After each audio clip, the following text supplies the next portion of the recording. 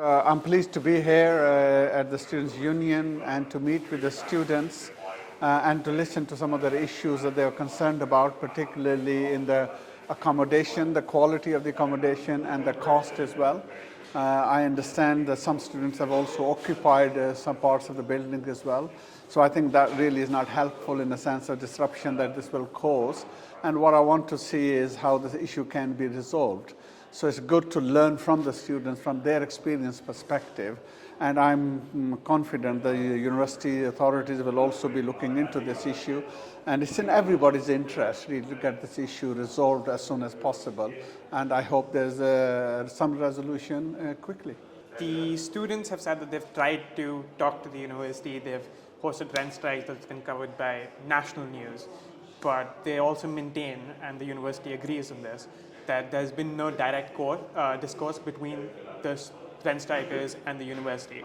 So do you think that the university should be more approachable to the rent strikers because they're not being able to talk to the uni at all? Well, look, number one, I'm aware of the university and the people who are running this university as well. I myself was part of that setup as well, a long time ago, that is. But for me, I think the key point ultimately is that it's in everybody's interest to get this issue resolved. These students, of course, have a relationship with the university.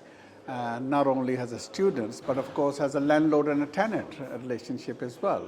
And in both ways, I think it's in everybody's interest to get this issue resolved. You know, in Manchester, we are proud of Manchester University. We are proud of what they do. And we're proud of the students who come and study here. And all of us want to make sure the students have a good experience. And part of that good experience also means the quality of accommodation and the affordability.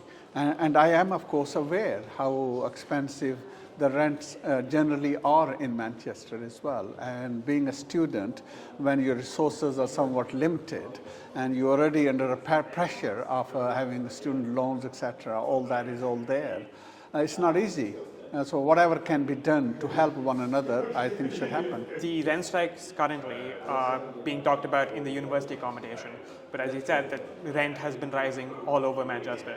And a lot of students live in your constituency, in Fallowfield and in Rusholme. So they're still having to face the cost of living crisis, but they can't rent strike because they have a relationship with the tenant.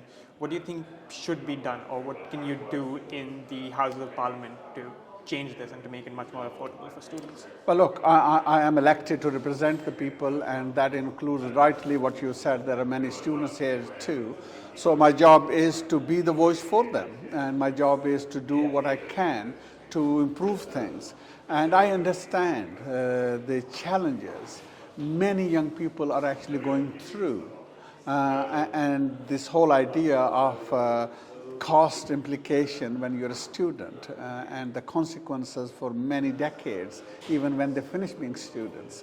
So whatever can be done, I will do my best to promote that, to make things better for the students.